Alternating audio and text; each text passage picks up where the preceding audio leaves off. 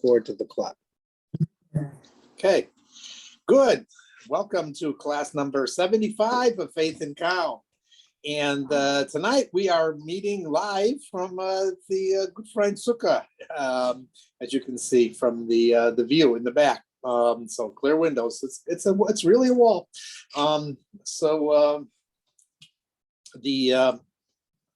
I've never done live and on Zoom, but hopefully this will work. Oh yeah, we did one. I don't know if we had anybody live. Anyway,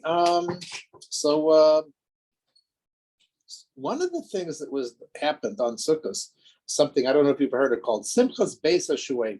You ever heard of this? No? Okay. Learned something new. In the time of the temple, there was a ceremony that they did. They would go in the night, the very night of Sukkot, and they would leave from the temple on the Temple Mount, and they would go down. I don't know if you ever went to Ir David, the city of David, right outside the city there, the original city of Jerusalem, and there's a path there. And, it's very interesting. There's what explain to you. You'll find all sorts of interesting artifacts that they've been finding recently, very recently. Bells from the Kohen Gadol and stamps of the King David's palace and so forth. All of that was on the hill, the side leading up to the actual top of Har Moriah. So the path that Avraham Avinu walked up to go to offer Yitzhak on the Akedah. So it's a very interesting thing, and it's all underneath these Arab houses and so forth. So you can see it. You can go there. Anyway, at the bottom of it, there's something called the Shiloach Springs. They would get some water from there, and every night of Sukkot, it's a morning on the morning service when they would bring the offerings, they would pour water on the altar, in addition to the usual wine. And because of this, the Gemara says, and the Gemara Sukkah says, that they had a tremendous celebration, a huge celebration all night long. And the greatest of the rabbis and all the leaders of the generation would come, and all the people, when they come there, because it was a pilgrimage holiday, they set up balconies for the women, and there was dancing, and there was singing, and the greatest rabbis would juggle in the middle of this thing. They would juggle. Rabbi Shimon ben Gamliel, who was the leader of the Jewish people at the time of the destruction of the temple, he would juggle 8 torches, flaming torches, 8 of them at once for hours, and he never dropped one. And the Gemara continues and says that many other rabbis also used to juggle, those things. Levi used to juggle knives. So Shmuel used to juggle full cups of wine, 8 cups of wine at a time. Abai used to juggle eggs. And the question is, and today, even now, the Rebbe emphasizes, and many other people, as you probably hear from David Gabor and so forth, there is dancing and singing. If you go to Crown Heights, every night of the week, they close off the streets. Tens of thousands of people dance the entire night long till dawn. The best of the Hasidic singers are there, Men BD, Avram Fried, all these other singers and so forth, and it's just it's a party the entire night long, singing and dancing. And the question is, what is this big joy about? Let me make it more dramatic. It's water.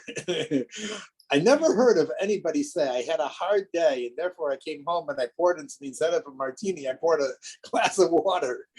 We're celebrating because of water. Now, wine is the usual thing that they brought on the altar. Wine I can understand. A lot of people have different tastes in wine and so forth like that. But water itself, to celebrate about water, what's the celebration about water? That's going to get to our topic of joy and calm. No, thank you. So they celebrate it because of water. The second one is. Can I just say that last fall, there were thousands of people dancing in the streets in Crown Heights. There's not any uptick. There's not any uptick in cases whatsoever. But the rain, I think it's the right thing to do. I'm talking about this. First of all, I believe they have heard it. They have heard it. That's what I was going to suggest. Yes. My brother-in-law says, no, it's impossible. No, I mean, because it had started there. They were the first. By September, they would have all had herd immunity. Pretty much. Yes. Pretty dramatic, yeah. So anyway, and the other thing was, the juggling was done by the greatest people in the generation. Now, normally you go to a wedding And, people do all sorts of things. Like if you ever saw Fiddler on the Roof, they put the bottle on their head, and so forth, and they dance. And so they still do that at the weddings, and they dance with the bottle on that. But jugglers are usually not the biggest rabbis. It's the entertainment that comes later in the wedding ceremony. What was this? Why was juggling like the thing and the most exciting, the high point of the entire Simchas Pesach Shuvah was the juggling. And that's what people came to see. So this is going to be a key in life, an important, interesting point in life, and so forth. So you've heard people say, I'm all stressed out. I got too many things in the air. I'm juggling all these different activities. I'm too busy. I'm like, what am I juggling? I'm juggling life. I'm trying to do my work. I'm trying to take the family. I'm trying to do juggling. We're all juggling. Life is juggling. And the rabbis are really teaching you a secret in life, a secret important idea in life. What is the idea of life? So we always heard of this thing called downtime. Right? Downtime, you have to unplug, you have to get away from things. In Judaism, we call it uptime. Uptime. What is uptime? So we have certain holidays of the year, Rosh Hashanah, Yom Kippur, and so forth, to unplug from the world, unplug your iPhones, unplug yourself from the news, and spend some time thinking about what am I, who am I, what is my mission in life? If you don't have like a mission statement, if a business doesn't have a mission statement, it doesn't succeed. What is my mission statement? What am I trying to get done in life? Nobody ever, we don't talk about it, but really, it's very important to really spend some time and think about, there's, I want, what am I getting? Where am I going with myself? What is my mission? What am I doing? Rosh Hashanah, Yom Kippur, Shabbos, and these things are our uptime, our time to connect to something bigger and higher than ourselves. That's the balls going up. But as you know in life, you also have to go down. You have to get down into life. You can't just stay away from the world all the time. You got to also go into the world. If you go to a hospital and somebody is sick and so forth, you can't just tell them, everything's going to be good and it's fine, and so forth. You can't always live on the up and so forth, thinking that you're not beyond everything. You have to also, you have to come down and you have to embrace what's going in down. Juggling is about living in both at the same time. And it's not an easy thing to do. So when you're feeling the downers of life and you're really involved in things in life, to also remember and to keep at the same time, as you're feeling the down, to be in the up situation too. Rabbi YY, who I'm getting this class from, but it's also all based on the Rebbe's Sukkah in 1957. He calls them AM people and FM people. And I thought it's a very cute idea. If you ever go out, especially to New York, you listen to AM News and say, give us 22 minutes, I'll give you the world. And what are you going to hear? A lot of stress, right? The Harlem Tunnel is backed up, and George Washington there's been an accident. There's another pandemic breaking out. The political situation is crazy, stuff like that. There are people who live FAM. They are constantly, they're listening to the news and they're constantly stressed and worried about what's going to happen next. You're in Israel, right? I mean, the news comes on, and boom, boom, it's tense. It's a very, very dramatic country and so forth. There's a lot of tension. And then there are the people who listen to FM. And FM is always Vivaldi in the Four Seasons. Life is always, it speaks slowly, it's calm, it's easy, and so forth like that. And there are people who live life that way. And it's very interesting when an AM person marries an FM person, because the AM person is going to FM. Would you, don't you know that Jews who are FM people? Sure. Just calm down. Life will take care of itself. It's okay. It's like this. It's over like that. And then the FM person saying, it's okay, And then the AM person saying, don't you know what's happening? And something like that. So the secret to life is juggling. It really is. It's about being able to fuse these two things together. To have joy in life is to be able to see that. That, interesting enough, connects to what was interesting enough to the other piece of our talk, which was water. What is water and what is wine? Wine has taste, water has no taste. Nobody gets excited about water. Well, nowadays they do, this kind of water, that kind of water. But generally, water is water. It doesn't really have the pizzazz or the excitement or something like that. But water is essential to life. 70% of the body is water. Most of the cell is water and so forth. It is the basic substance of life. The question is can you have joy and simcha simply just from water? That's what the simplest basis shuait with the celebration of the water on the altar is. It's not necessarily waiting for something to happen until I get this new car, until I get the house in order, until I get enough money, investments, and so forth. Life is always lived in the present and the present tense.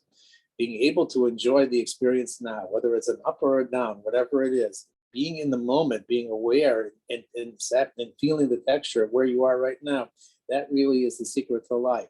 And that is what the whole celebration was. Can you be happy just with, the fact that, that life it is what it is, and so forth. It has its ups and downs, but to basically be in tune with the basic substance of life, because it's always moving, it's always changing, it's always different. And that is what the celebration was on Simcha's Basis Shuait. It's just celebrating the fact, not necessarily that it's something external that's causing me to, because that can disappear. It comes and it goes, and I can't control it. And if I don't, then my life is always a roller coaster. The idea of Simcha's Basis Shuait is just to celebrate. And that's why we do it in the Sukkah too. I mean, Sukkah is basically saying that, God, the whole year we try and protect ourselves. We have all the furnishings in the house and the roof and everything else. And for 7 days, God says, come out into my world. Just take the stuff from the outside, throw it on the roof. The flimsy walls are enough. And I will take care of the rain. I will take care of the weather. I will take care of everything for you and so forth. And just to relax and realize that, it's probably God taking care of it all the rest of the year too. So for 7 days, we try and internalize that message by living here in the Sukkah. You'll ask me to keep this class short, so I will turn it over to you. Okay, I'm just going to sit for a couple minutes, something. Okay. So, I can speak in here, yeah? You can speak and it Okay. automatically focuses Okay. on the speaker. Can you hear me? Is it loud enough, or should I switch seats? Should I switch seats with the Haskell Shimon? Okay, let's switch. Yeah, seats. you just switch I don't have seats. such a loud voice. Okay. Okay, good. Oh, Yeah, I I individually packed the chips so we don't have to have one bag that we Oh, use it. I didn't know if the hummus was connected to, but you don't mind. Yeah, but yeah, it was looking please, so please, appealing. please. And Haskell Shimon, now you can eat the potato cook, which I made for you. Okay. So I just want to say that, first of all, I want to add on to what Haskell Shimon said. I want to say that the only reason that I can relax with everything the way it is not because I'm such a, it's not that I'm such a gourmand of life and I love the torture, I love the everything. No, it's because I know that the author of life is the author of every, especially where's the camera? If I want to look at Davida Gabor, how can I look at her? Where am I We can supposed to- see you and you can see me on the top. You are I seeing understand, but exactly I'm what's being looking, shown. but I'm looking off here, and if I'm looking at. It always tries to be focused on you. Do you want to do it gallery view so you could see yourself and everyone on? No, I can see her perfectly well. Like when I have that little camera, I can stare into that camera and that way I'm looking at you. You're But anyway. perfect. Okay, good. So anyway, it's not that I'm such a gourmand of life and I love this pain, I love this, whatever it is. It's that the only way to relax and enjoy every moment of life is because we know that Hashem is the author of every single moment. And Hashem loves me more than my mother loved and loves me. Hashem is every single thing that happens is delicately orchestrated just for me, for my highest and best good. And then I can relax. Oh, it's from you. That means it's great. This is so whatever it is, that's the way to love life. To know that it's not just, it's if you're one of those types that can just love life anyway, that's great too. But the secret for me to loving life is knowing that this is totally orchestrated, and it's orchestrated by someone who created me and knows everything about me, knows much more about me than I know about myself. And I've been living with that for, I told several stories in the past couple of weeks about, like untoward things happening. And then I said, great, this is wonderful because it's from you, Hashem. And if it's from you, Hashem, it's terrific. And then I say, help, get me out of this situation. And it's amazing. If I acknowledge that it's from Hashem, and then I ask Hashem for help, it's an amazing combination. And And it happens to be not just a novel theory. It is exactly how Judaism, how Torah says to daven. Torah how to pray to Hashem. Torah says,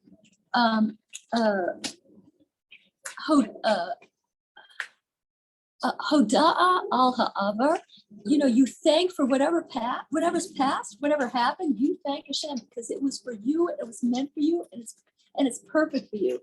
But then you scream for the future, you daven for the future, you request for the future. So that's a powerful formula. It's one of the most powerful things I've ever latched onto. It's really great. It's mainstream Judaism. So the other thing I want to say that it behooves all of us to know that we're in a powerhouse of a time. The entire month of Tishrei is not meant as an isolated experience on its own. It's meant to be a wave that carries us throughout the entire year. And so the more you pour into Tishrei, the more you have for the rest of the year. You have to ride Tishrei all the way through. Tishrei is the month of Rosh Hashanah, Yom Kippur, Sukkot, and about a week more after the end of Sukkot. And so these holidays are not, oh, that was Rosh Hashanah. Okay. No, we ride it, and we get closer and closer to Hashem. Our trust in Hashem, God willing, builds through the experience of talking to Hashem a lot more than we do in the course of a year. And through all the mitzvahs, through the amazing mitzvahs, the mitzvahs of sitting in a sukkah, the mitzvah of making a bracha in a sukkah, all those things, there's a picture of the Rebbe handing out, the lulav and esrog are made out of 4 species. And one of them are hadassim, and aravos, they're these tall, skinny little things. And people the Rebbe used to personally give out some sets that he had gone through to people that he wanted to honor. And one time, one of his secretaries were all rabbis. One time, one of his secretary's grandchildren got in there, in with all the powerful people. And the Rebbe was so happy. And the Rebbe, he gave him one of those skinny little branches. And he said, this should take you through the year. It should pull in blessings for you for the whole year. So when we do the lulav and esrog, we're pulling in blessings, we're pulling in blessings to us for the whole year. So He gave him an aravot. I think so, something like that, either that or a hadass. I couldn't tell from the picture. And what else did I want to say? So we have to invest every single, every single moment is precious in this month to connect with God. And also it's like it's easier to connect to God during this time. So we have to remember the preciousness of it and grab every single moment. And that's all I wanted to say. So anyway. Am I being loud? No. No. I'm going to town on the chips. No. Did anybody want to say anything? Because tonight we purposely are doing a very short session. Amazing. Kol hakavod. Dinichka, do you have anything to say? Thank you. Okay, good. Very nice to see you. That's your house? Looks beautiful, Dina. Your house. Very nice. Give my regards to your mother and your brother. How's your brother? My brother's living at the dorm on campus. He's in Harvard? No, in Northeastern. Oh, he's also Northeastern. Okay, good. Give him my regards. I still remember him. Your mother's still at the same place, same work, or she moved on? She's at AstraZeneca now. AstraZeneca. Okay. AstraZeneca, that's where my father was. Really? Do I know her mom? Her mom. I don't think so. I know her because I taught Dina's brother in first grade. Wow. No, kindergarten. And now he's in Northeastern. Wow. Yeah. Amazing. Do you guys, anybody have anything they want to say? Want a story? Oh, I have a story. Thank you. Okay. Okay. Okay, good. Have a story. So thank you. That's what I wanted to say. To highlight the importance of Tishrei, there was the first story. I read it a few days ago. I'm just going to tell you in general that there was a guy with horrendous medical problem, something horrendous growing in him, something. And he came to the Rebbe, and he was supposed to get treatment or something right away. I don't remember. The Rebbe said, just stay here through Tishrei, stay here the whole month and be happy. Be happy. That's the orders. And he did it to the best of his ability. And when he went back to, when he went at the end of the month to have the treatment, they took an x-ray and there was no problem anymore. It had absolutely disappeared. So being happy is in itself one of the ways to serve God, especially now, especially, you know, Sukkot, Shmini Atzeres and Simchas Torah, which are the holidays that are coming up, are called Zman Simchasenu, the time of our rejoicing. And it's and literally Shmini Atzeres and Simchas Torah, which is, it begins Monday night and it ends Wednesday night.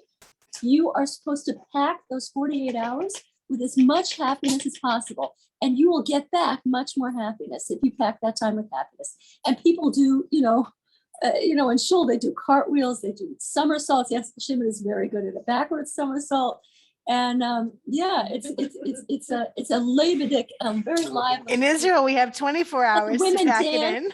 It's true. You have to do it even more intensely. And the ladies dance. We have a great time. We jump rope. We have jump rope contests. It's really fun. I remember there was a 69-year-old lady across the street, and you remember Mrs. Balin? Of course. Aleh Hashalom. So she won the jump roping contest. I think I remember you with told her that little story. heels. With her little heels. And so it's really a time to be as happy as possible, and do the mitzvahs of the day. And okay, so I have one more story. Can you hand me that book? Yes. Okay, good. Yeah, thank you. That's so sweet.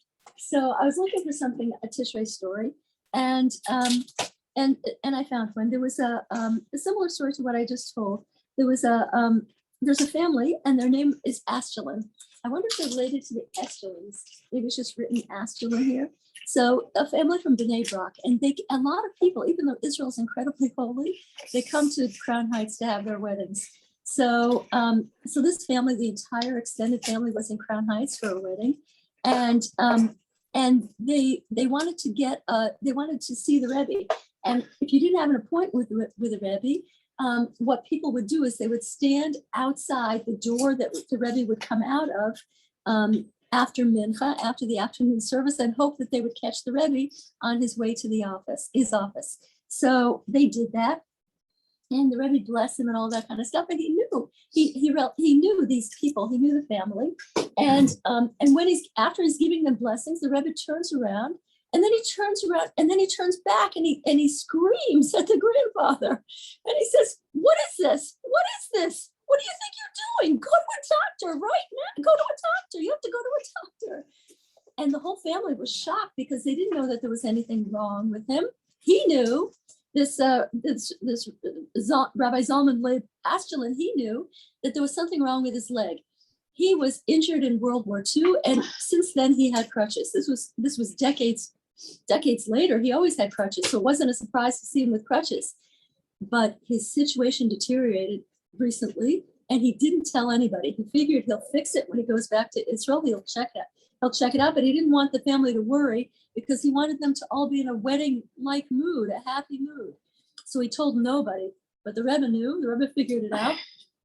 And he screamed at him to go to the doctor. So Rabbi Askelon said, he said in his head to himself, all right. As soon as I get back to Israel, I'm going to take care of this. And the Rebbe turns around and again, he didn't say a word out of his mouth. And the Rebbe said, "Now, you have to take care of this now, not later. Now, you have to do it right now." So he didn't know. He said right away, immediately before Rosh Hashanah. So Rabbi Askelon said, "But I don't know anybody here. I don't know any doctors." And the Rebbe said, "You're going to go to my doctor, Rabbi Seligson, and Rabbi Seligson will recommend somebody to you." So he went to Rabbi Seligson, and Rabbi Seligson recommended this Dr. Redler, who was an orthopedic specialist. Dr. Redler examined him, and he said, there's a severe problem here. You have gangrene, and there's no healthy tissue left. This is not a good situation. And I'm sorry, there's nothing I can do. There's no treatment I can give you. And he said, the leg is hopeless. And Mrs. Astellin was the first one to react, and she said, no, you're wrong. That's impossible. The Lubavitcher Rebbe sent us to you. That means there is something that can be done, and you can do it. And so the guy said, he didn't know about the Rebbe, and the guy said, he said as nicely as he could, he said, is this Lubavitcher Rebbe a doctor? And she said, no. And he said, did he inspect your leg? And they said, no. And he said, look, this is the X-ray. It's completely black. There's not a spot of healthy tissue here. Nothing more can be done. And she said, try something, try anything. Maybe some treatment will help. So he gave them some medicines, and he said, see me in 2 weeks. And they felt that he was just humoring them because he felt that there was nothing that could be done. Now, Rabbi Astellin was not only a survivor of the war, he was also a survivor of a lot of torment by the communists, and he was a refusenik for many years. And he thought, I'm not going to stay in bed. If I'm in Crown Heights for Tishrei, I'm going to participate. And he went to on the second day of Rosh Hashanah, he went to one of the big events that the Rebbe was speaking at for Farbrengen, and the Rebbe saw him at the Farbrengen, and the Rebbe took a slice of challah from his own plate, and he gave it to him, and he said, eat this and you're going to recover. Eat this and you're going to recover. Anyway, he ate it, and 2 weeks later, on the 13th of Tishrei, right before Sukkot, he goes back to the doctor, and the doctor looked at his head and leg, and he said, no, what's here? This can't be the same leg. And then he took x-rays, and he saw that there was healthy tissue growing, which does not happen. There was healthy tissue growing in the decaying leg. He said, I have never seen this in decades of practice, never, ever, ever. And so from that point on, he didn't let the nurse handle this guy. He said, I'm gonna bandage him up. I'm gonna do everything. This is I want to be into this. I'm in this situation.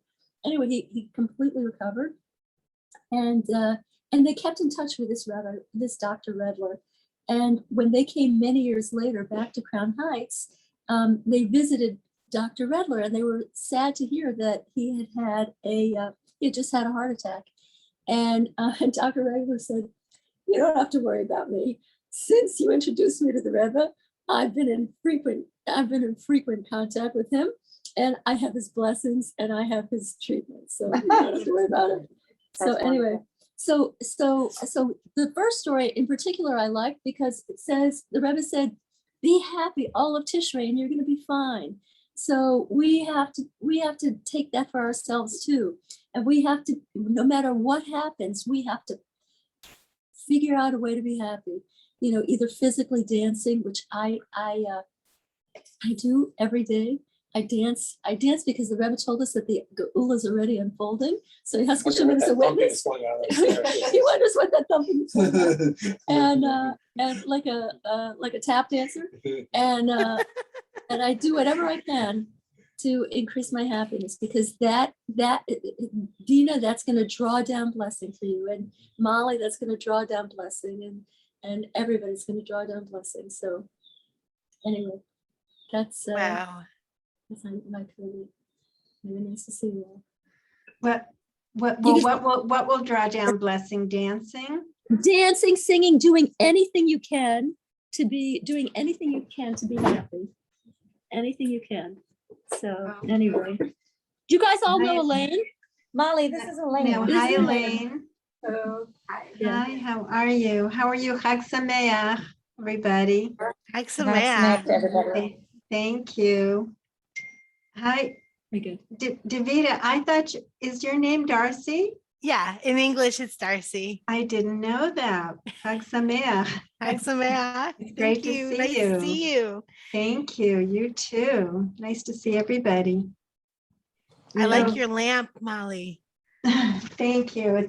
It's fallen a few times. It's an old one. And it needs some repair, but it's, Okay, But good. thank Let me give you. you a review again. Shut up. Thank you. You could shut off the rest of it. Yeah. Okay, good. All right. You can Oh. No, so I you just. said being turn joyful off the- helps with I healing. like completely being joyful helps with everything. And you shut it off.